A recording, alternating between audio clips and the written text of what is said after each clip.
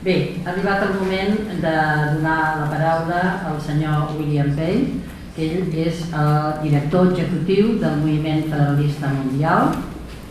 Ell va coordinar la coalició per un tribunal penal internacional des de la seva fundació a l'any 1995 i és membre, cofundador i directiu de la Coalició Internacional per la Responsabilitat de Protegir. És, des de fa més de 30 anys, un referent mundial en els camps de la justícia internacional, l'estat de dret, el dret ambiental i els drets humans. Com sabeu i com podreu veure després, el Moviment Federalista Mundial està present en més de 80 països i treballa per crear un sistema d'institucions globals capaç de garantir la pau i la justícia mundial. Ell, en aquest àmbit, ha publicat molts articles sobre com han de funcionar les Nacions Unides, com s'han de fer processos per tractar conflictes i situacions en què s'han de decidir processos multilaterals, i també és un gran defensor de la participació de la societat civil en els processos de prendre decisions en el camp i en l'àmbit internacional. Té la paraula. Thank you very much. Sento no parla català, but it is an honor to be in Barcelona. I've come here from an interesting meeting in London with experts from offices of foreign affairs of major countries, parliamentarians and non-governmental organizations of civil society. It was a meeting at a place called Chatham House on the issue of the International Criminal Court and the UN Security Council. And I think we will come back to this. But it's a meeting, the kind of a meeting that couldn't have even occurred a very few years ago. And yet now it was, I think, a very important constructive meeting. I have worked with Zerka for over 10 years on global peace, justice, democracy, and sustainable development issues. So I'm honored and welcome the opportunity tonight to be here on the launch of the World Democratic Governance Project Association, which is becoming an associated organization of the World Federalist Movement and the Institute for Global Policy. Jean-Marc is helping also in organizing a European branch of a new project called Democracia Global, which I'll also refer to in my address. Often when asked, I describe the overarching goals of my work and our movement in the following way: that the human race must make peace with itself if we're going to survive the next century without exterminating ourselves. The human race must make peace with the rest of life on this planet, and the human race must make peace with the planet. Those three overarching goals are a kind of preambular purpose of our international movement. And as we sit here, we cannot but ask the question, as Zerka did and the moderator did in their opening comments, is time running out? Because we are definitely in a race for survival. The World Federalist Movement, if it were being established today, we would not call it this. We would call it something like Democracy International. For our peace movement is based on the view that peace requires progressive democratic governance at the local, at the national, at the regional, and at the international levels. to survive, humankind must develop citizenship commitments at all of these levels in a far greater dimension than we have done so to this day. I am convinced that the age of empire, the age of conquering, the age of occupation must be transformed into an age of world community, of cooperation, and of coexistence based upon the just rule of law and rights. Peace is much more than the cessation of hostilities. This was a definition of peace for thousands of years. But we now know that it is the presence and the success of sustainable peace structures, locally, nationally, regionally, and globally, that is the only guarantee for peace. In Catalana, in Spain, in Europe, humanity has come a long way towards building the structures for peace at the local level, at the national level, and at the regional levels. But this is not true for most of the other nations of the world and most of the regions of the world. And at this level of the international community, we are still in the Stone Age, if you wish, in developing structures for peace. But it is, I think, important to note that the structures, even here, have prevailed for less than one full lifetime. So we are on fragile grounds. As both of the previous speakers have mentioned, climate change, human population growth, war, disease, crises in food and water, and globalization all appear as overwhelming, even insurmountable threats to our prosperity on this planet.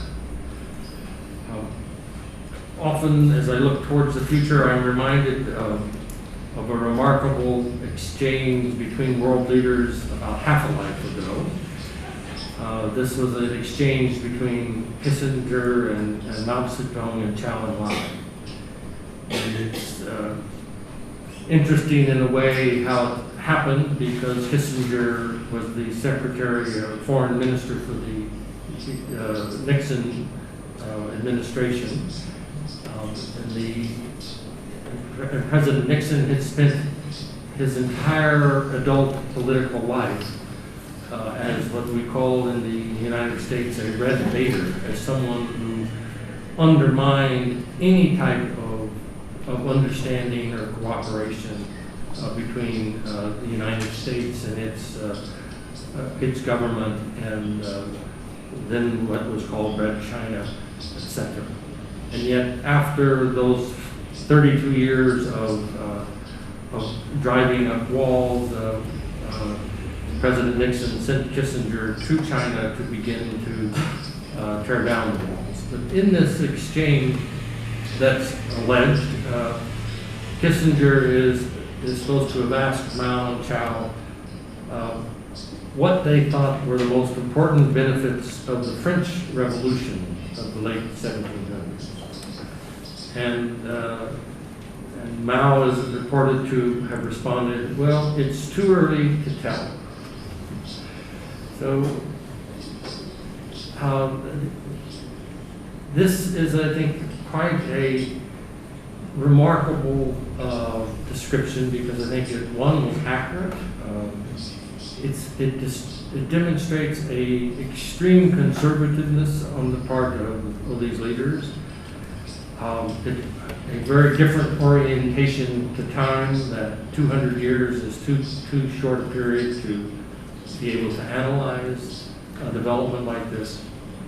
Of course, it illustrates also behind all this a tremendous different set of priorities that existed between the then China and the United States government.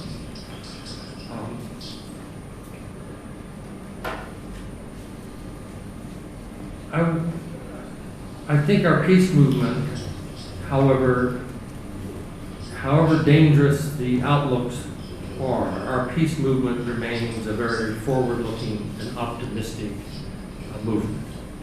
Globalization is not just the globalization of finance and trade and banking and information. But there has also been tremendous other pillars of globalization. Human rights, universal human rights, democracy, and the just rule of law. When I was here in 1988, whatever that is, 24 years ago or something, I was working with Amnesty International, and we were doing a concert tour around the world that year on promoting the 40th anniversary of the Universal Declaration of Human Rights. And even in the countries we were from, most people didn't know there was an International Bill of Rights. And certainly in most of the countries we went to, they didn't realize there was an International Bill of Rights. But here, 24 years later, universal human rights is almost universally recognized. Some recognize it because they oppose it, but it is recognized. And the fact that the General Assembly now has a Human Rights Council that is systematically reviewing the human rights records of every country on earth, the fact that the same Human Rights Council is playing a major role now in trying to force the international community and the Security Council and others to address massive human rights violations. Universalization of human rights is one of the most extraordinary, I think, developments of this last 65 years. There's also been a globalization of democracy. I'll say something very controversial. I'm not sure at the end of World War II if there were any democracies. If you look at democracy as they are rated by, say, the Swedish and the Washington Freedom House groups, I don't know that any country in 1945 would have qualified as a democracy. My country, the United States, had a kind of unwritten apartheid that was going on, with almost no minorities being allowed to vote or participate as citizens. We had only for 23 years allowed women to vote. They were allowed to vote because they supported World War I. That's how they got the right to vote in the United States. The United Kingdom, England, and France were still sitting on their empires. The Dutch tried to reoccupy their empire, etc. So maybe there was a handful of democracies in 1945. But here in 2012, there's over 100 highly developed democracies on the planet. In less than one full lifetime, we have had this enormous change. Another 40 countries of the remaining 94 countries, another 40 of those 94 are aspiring democracies, partial democracies. And hopefully most of them will get there. But this is a huge manifestation of globalization. In the same way on the just rule of law. When my movement was founded in Montreux, Switzerland in 1947, international law was words on paper, and I think the description that international law was simply a tool that the big powers used when it was in their interest to use it, and they ignored when it was not in their interest was true. And even when the big powers wanted to use international law, there were no real institutions to enforce international law. But here in the last 30 years, because we have to include that for the European Union, you now have an international democracy of 27 countries in Europe, electing a parliament with its own European courts and human rights courts and institutions, and however imperfect they are, there is no question about the existence of these institutions of the rule of law. Our largest project as a peace movement is this new International Criminal Court in The Hague, which now has 120 nations that have ratified the treaty, and holds any individual who commits war crimes, crimes against humanity, or genocide individually responsible for those crimes. And it applies to all of the nationals of the 120 countries that have ratified it, and it applies to crimes committed on the territories of those 120 countries. So a non-state party government leader that commits the crimes in any country that has ratified the treaty is liable. And there are no reservations, there are no immunities. The extension for gender crimes and internal armed conflict crimes, against humanity, etc., are unprecedented. So to me, there are very hopeful signs in globalization that we need to come to address. A famous sociologist once reminded us that something along the lines that you should never worry that a small group of people can't change the world. She said that's the only thing that's ever changed the world is when a small group of people get together and do something. Our major projects, as I mentioned, the largest one is the International Criminal Court Coalition. I also will describe the responsibility to protect NORM and the coalition we're developing on that, and our work on international democracy. And our work on international democracy deals with regional democracy, with making the United Nations more democratic, with creating a UN Parliamentary Assembly, with addressing the very dysfunctional decision-making processes that dominate international lawmaking, and the establishment of efforts like democracy at global. On the International Criminal Court, when I took over as the General Secretary of the Peace Movement, I was almost certain that the main developments and advances of international law were going to come in global environment and global environmental protection, in taking the next steps after the law of the Sea Treaty. And because of the incredible world conference that happened in Rio in 1992, which part of the preparatory meetings for that conference produced the first levels of the Climate Change Convention, Biodiversity Convention, the Certification Convention, etc. And it is very interesting why, in fact, environmental protection has not developed, and it is because of the lack of support amongst NGOs, of citizens, civil society. And it's not a problem of the governments, because we showed in the ICC negotiations that if the civil society gets behind something and works with the governments or works on the governments, that we can make a change.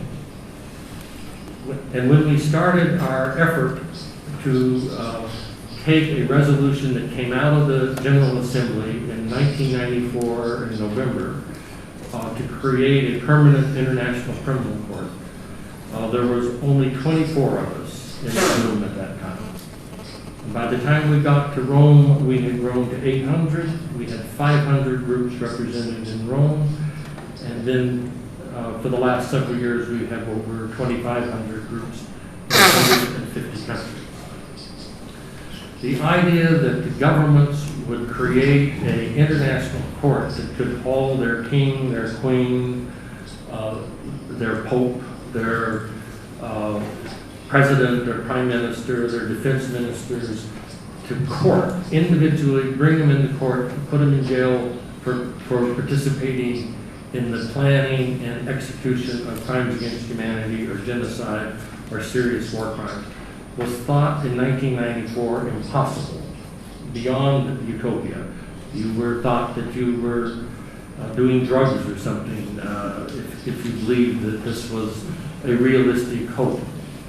But in a 3.5-year period, the civil society organizations from the South and the North, human rights groups, peace groups, women's organizations, humanitarian organizations, children's organizations, disarmament organizations, all worked together from the South and the North, and then we allied ourselves with about 70 what they call like-minded countries, which were basically small and middle power democracies who also wanted this initiative to create a court to go forward. The big powers were opposed. Of course, the dictatorships were opposed. Most of the presidents for life countries were opposed. But we quietly worked for 3.5 years. We got to Rome, and against all expectations, on the 17th of July in 1998, the United States, who was ordered to, who was instructed by its capital to call for a vote, called for a vote, and the vote was 120 yes and 7 no. And the treaty was adopted. Then the U.S. had insisted that you had to get 60 nations to ratify this treaty for it to, quote, enter into force. This again was considered a goal that was going to be impossible because it took 30-some years to do the law of the sea, 60 ratifications, and it actually was amended at the last time before it came into force by, again, the U.S. Opposition. And also for this treaty, most countries had to amend their constitutions in order to be able to ratify the treaty. 3.5 years later, we had 10 governments deposit their treaties in a joint ceremony in the General Assembly on an afternoon in April, and the treaty entered into force in July 1st of 2002. The treaty, I remember asking the then prosecutor of the Yugoslav tribunal, Louise Arbor, would she consider running to be the first prosecutor? And Louise said, "Bill, are you crazy? You know, this court will never have any cases. Well, why would I want to be the prosecutor of the court that never has any cases?" And again, within 3 years of the court entering into force, Uganda, the Democratic Republic of the Congo, Central African Republic had all asked the court to come in and investigate and prosecute crimes in their countries. In 1995, in March 31st, the UN Security Council, after the Human Rights Commission in those days had produced a report on the crimes being committed in Sudan, the Human Rights Council adopted a referral of the crimes being committed in the Darfur region of Sudan. Again, with the United States voting no, China no, with Russia, India, all of these, how could this have happened? And again, it's an extraordinary, counterintuitive developments of what has happened. And it is because of civil society in the South and the North working very, very closely together strategically, and at the local level, and at the national level, at the regional level, and at the global level. And we have demonstrated that it can be done. We also have, and yesterday, I don't know if you saw this, intelligence minister for Gaddafi was arrested in Mauritania. And he is wanted now.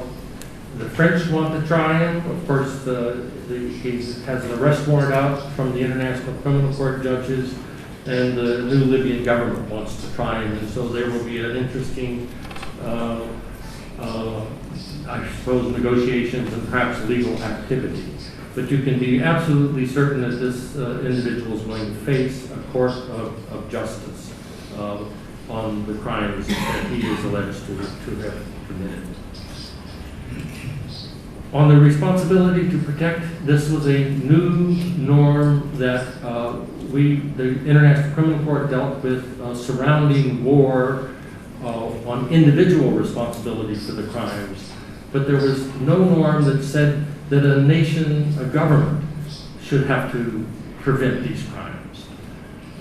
So the responsibility to protect is a new norm that says that the country has a government has the responsibility to protect populations from war crimes, crimes against humanity, genocide, and ethnic cleansing. And if that country or that government is not able to protect or is not willing to protect populations from these crimes, then the international community has the responsibility to protect those populations. That was the basis of the Libyan resolution last February 26th, and the subsequent resolution on the no-fly zone on March 18th of last year. And we were asked by the leaders of the International Commission in 2002.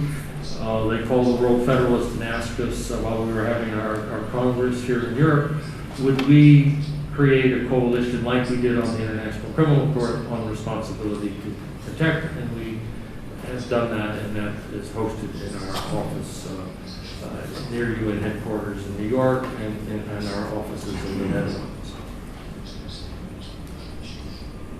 And on international democracy, as I said, the goal of helping develop regional international democracy, as critical as I'm sure most of you in Europe are about the European Union, it is the most outstanding example of international democracy ever.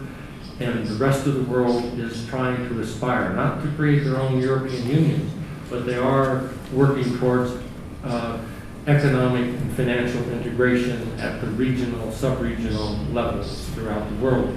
But there is very little effort on promoting democracy in the development of those regional organizations. But those regional organizations are going to happen in Africa, in Asia, in Latin America, and even in Central America and the Caribbean, much faster than anyone has realized, and we want to participate with civil society in those regions in that development. As Zorka said, the whole way decisions are made in General Assembly forums is usually by consensus, and therefore if a country wants to prevent any action from going forward, you just need 1 or 2 or 3 countries to say no, and the denominator of the agreement continues to go lower. We are in favor of reforming and improving the voting in the General Assembly and other bodies of the UN so that much more effective and democratic governance and decision-making can occur.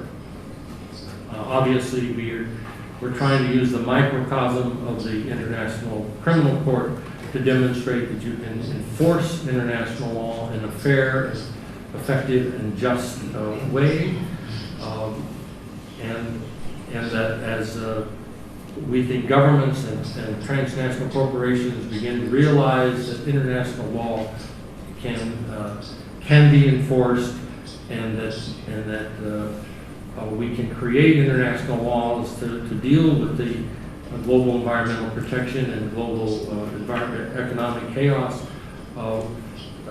This will be, I think, one of the great, hopefully, moving away from the chaos at the global level in these areas and towards a more just system. Another example I wanted to give tonight is on Tunisia. When Tunisia, the revolution was moving forward, of course, most of the so-called foreign policy elite experts were very unhappy that this dictator was being moved because their countries had good working relationships with Ben Ali. But this was a democratic movement that could not be stopped, and they were able to overthrow the government. The dictator fortunately left without invoking his military, and